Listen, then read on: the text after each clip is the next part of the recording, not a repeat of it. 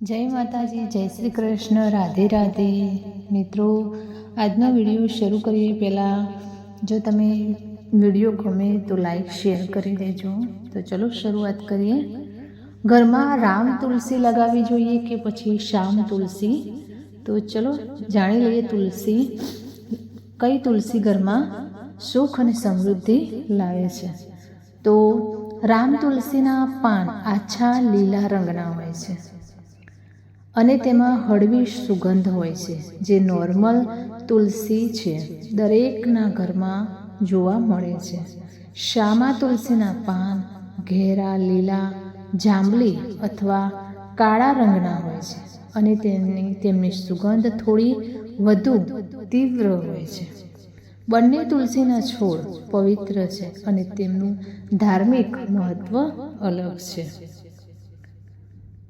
રામ તુલસીના પાન આછા લીલા રંગના હોય છે અને તેમાં હળવી સુગંધ હોય છે, જે નોર્મલ તુલસી છે દરેકના ઘરમાં તે જોવા મળે છે.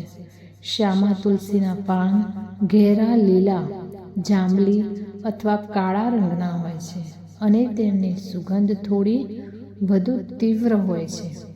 બંને તુલસીના છોડ પવિત્ર છે અને તેમનું ધાર્મિક મહત્વ પણ અલગ છે.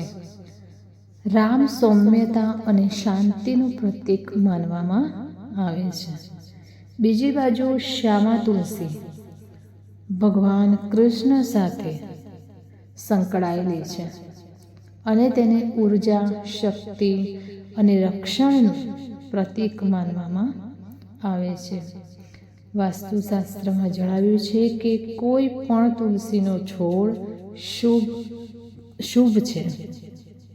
તમે રામ તુલસી વાવો કે શ્યામા તુલસી, બંને ઘરમાં સકારાત્મક ઉર્જા વધારે છે અને નકારાત્મક શક્તિઓને દૂર કરે છે. ઉત્તર કે પૂર્વ દિશામાં રામ તુલસી લગાવવાથી ઘરમાં શાંતિ અને સુખ જળવાઈ રહે છે. શ્યામા તુલસી જો આંગણા કે બાલ્કનીમાં મૂકવામાં આવે તો તે કૌટુંબિક એકતા અને આત્મવિશ્વાસને પ્રોત્સાહન આપે છે. જો ઘરમાં ખૂબ તણાવ, સંઘર્ષ અથવા મતભેદ હોય તો શ્યામા તુલસીનું વાવેતર ફાયદાકારક માનવામાં આવે છે, કારણ કે શાંત અને સંતુલિત વાતાવરણ બનાવે છે. સંપત્તિ અને સમૃદ્ધિની ઈચ્છા રાખનારાઓએ રામ તુલસીનું વાવેતર કરવું જોઈએ, કારણ કે તે દેવી લક્ષ્મીના આશીર્વાદનું પ્રતીક છે. તો મિત્રો, અહીંયા આપણે વિડીયોમાં જાણ્યું કે રામ તુલસી અને શ્યામા તુલસીમાં શું ફરક છે. તો બંને તુલસી શુભ છે, તો તમે કોઈ પણ તુલસી લગાવી શકો છો ઘરમાં. તો મિત્રો, વિડીયો કેવો લાગ્યો તે કોમેન્ટમાં જરૂરથી જણાવજો. થોડી કંઈક ભૂલ ચૂક હોય તો પ્લીઝ માફ કરી દેજો. ફરી મળીશું આવા જ એક નવા વિડીયો સાથે. ત્યાં સુધી નમસ્તે, જય માતાજી, જય શ્રી કૃષ્ણ, હર હર મહાદેવ, રાધે રાધે.